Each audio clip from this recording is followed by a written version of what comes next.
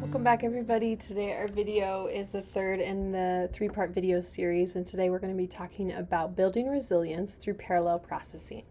My name is Christy Wissink, and I'm a licensed independent mental health practitioner, and I'm really wanting to bring more resources through video, written word, journaling, other practical tools that can really help us stay in the mental health field to prevent burnout and stay within our careers as people helpers.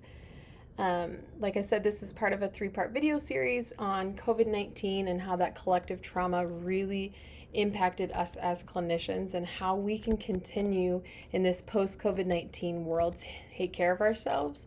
And as we continue to work through shared trauma, make sure that we are becoming resilient against burnout. So far in this series, we've explored two kind of important truths. We unpacked that parallel processing really means it took on another nuance in this post-COVID world, that our sense of lives and our clients' lives are really no longer separate. They're really interwoven. And second, this emotional load of dual exposure in this post-COVID world, how shared trauma really blurs boundaries, increases the weight we carry as providers, leaving us a little bit more vulnerable to burnout and compassion fatigue as we hold two stories simultaneously, experiencing the same thing. So today I want to shift us actually towards hope and practicality, because while parallel processing can feel really heavy, it can also be a teacher. It can call us really into deeper resilience, both personally and professionally. So let's take some time to talk through how to build resilience through parallel processing and how we really can truly care for ourselves even as we care for others. So why does resilience matter? So let's start with that why. Resilience is not about bouncing back to who we were before the pandemic. That's impossible. Our world and the landscape of our world has totally changed. The landscape of mental health therapy has totally changed. And instead of that bouncing back, it's about adapting forward, finding ways to bend without breaking, to continue to show up authentically in our work without losing ourselves in the process. You know, research really shows that when behavioral health providers actively engage in resilience practices, they experience lower rates of burnout, greater professional satisfaction, and even better outcomes for our clients. You know, I may even go so far as to say resilience isn't a luxury. Actually, it's more of a professional responsibility. So, what are some ways that we can build resilience? One way, really good way, is to start practicing mindfulness awareness. So one of the most foundational practices for resilience is that mindful awareness.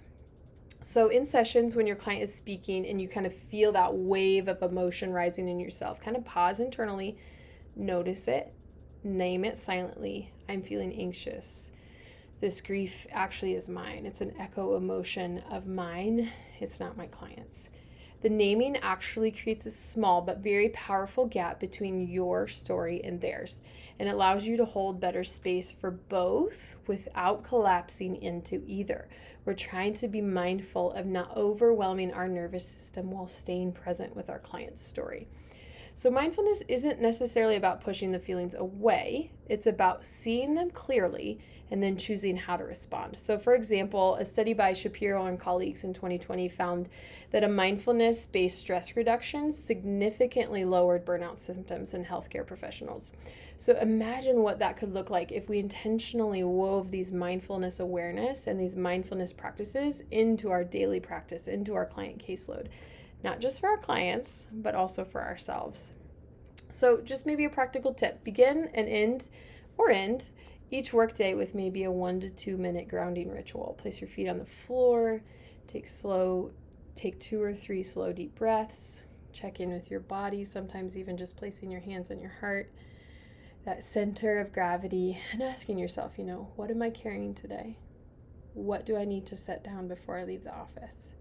How can I transition and let my nervous system know my caseload is done, my client day has ended? Another way we can practice resilience is holding pain gently through self-compassion. That second resilience skill is self-compassion. In acceptance and commitment therapy, ACT, Russ Harris invites us to hold pain gently. For us as providers, this means when we feel exhausted, discouraged, or even resentful, we don't berate ourselves. We don't say, oh my gosh, we're a bad clinician. Oh my gosh, I can't believe you had that reaction in therapy today with that client. Instead, we respond as maybe we would to our clients or even our own dear friend or partner. It makes sense that I'm struggling. I've been through a lot. Oh man, you are holding a lot of loss from COVID. I deserve care too. And this can be hard for us. Let me say it, this can be hard for me. But I think collectively as people helpers sometimes, not to fully create a blanket statement, but I know enough of my colleagues and I have heard their stories that sometimes they struggle to receive care and I struggle to receive care from others. However, as healers and humans, we are unable to carry the weight of this collective trauma like something as world-changing as COVID-19 alone. We truly do need each other. Research by Neff and Germer in 2018 on self-compassion training shows that even those short practices of self-compassion, like placing a hand over your heart, offering yourself kind words can really actually lower stress and increase that emotional resilience. And this is something I know we pack our days and sometimes all we have time is to run to the bathroom or refill our water. And even in that 30 seconds, 2-minute space, we can take a deep breath, put our hands on our heart, a short practice of self-compassion, reset our nervous system, and show up with ourselves and with our clients in a more emotionally resilient way. So another bigger practical tip might be at the end of each week, take 10 minutes or so and journal one way you showed up courageously for your clients, but also maybe a way that you showed up kindly or courageously for yourself.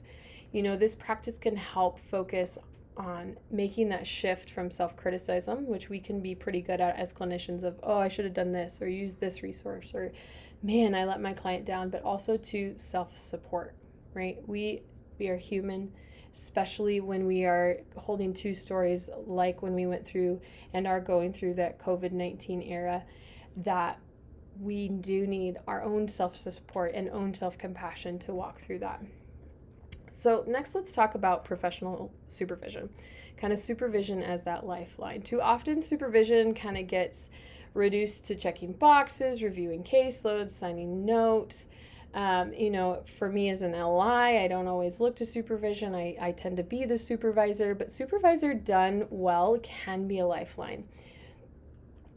It is the place where we can name dynamics of parallel processing, where we can say like, hey, I really noticed my client's grief mirrored my own, and I felt a little overwhelmed in this session. Like, can we help process ways I can stay present and come up with maybe a coping skill or two to show up better for my client, but also show up better for myself. So we can kind of practically brainstorm with your supervisor. Supervision also allows processing transference, countertransference, really helps release some of the weight we're holding and reorient ourselves to those professional values which brought us into this career in the first place. Research consistently shows that reflective supervision reduces provider burnout, improves clinician well-being, and client outcomes. So practical tip, if your supervision feels a little purely administrative, advocate for some reflective space. Even just 15 minutes of personal processing can really make the difference between feeling drained and feeling supportive. So another tip is really connection with colleagues. Along that line of supervision, resiliency grows in communities. And we really saw that on a different worldly scale within the COVID-19 pandemic. During COVID, many providers, we experienced deep isolation, working alone in our home offices, staring at screens all day. But connection with our colleagues is essential. Peer consultations, informal coffee chats, just simply texting your fellow therapist who gets it just really kind of helps normalize our struggles.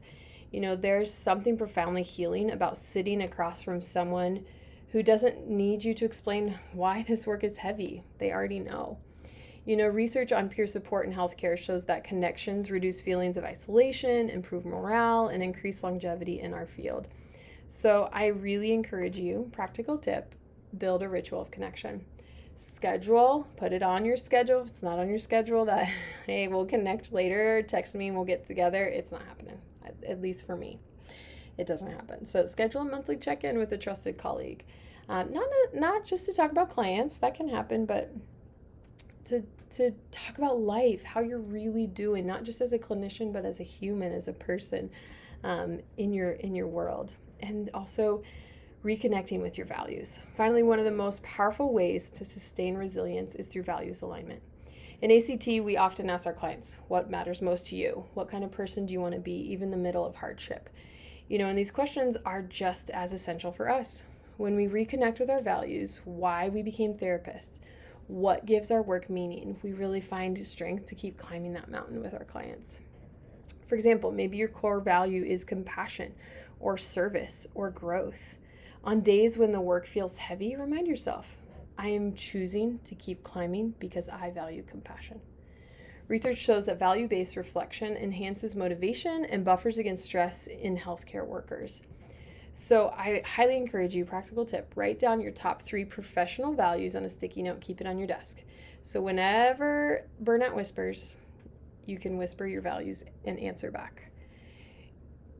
I would also, if you've never actually thought through and written down your values, on our website, we're going to have some journaling prompts that will help you maybe uncover or maybe discover values that maybe have shifted or more nuanced since the COVID-19 pandemic. So I want you to invite you to pause now and kind of reflect. Which of these practices, mindfulness, self-compassion, supervision, connection to peers, values, maybe do you most need right now? What small step could you take this week to strengthen that resilience? And who might you reach out to? Not as a professional, but as a fellow climber on this mountain. So just remember, resilience isn't built in grand gestures. It's built in our small daily choices to show up for ourselves with the same care that we show up for our clients. So here's the truth. Parallel processing will not disappear. It is part of our post-COVID landscape, but it does not have to consume us. With awareness, compassion, supervision, and connection, we can transform it from being a weight into being a teacher.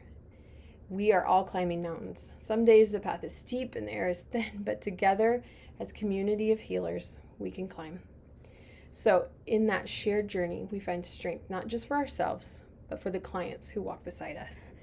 Resilience is not about climbing faster or without struggle. It's about climbing mindfully, compassionately, and with purpose. And as we keep walking, breath by breath, step by step, we draw strength from knowing that we are together. We are not alone. I encourage you, thank you if you made it this far in the video series, check out the journaling prompts, check out the mindfulness practices, and we hope to have more other resources available on our website to continue to help us as people, helpers, and humans in this post-COVID-19 landscape that we live in. Thank you.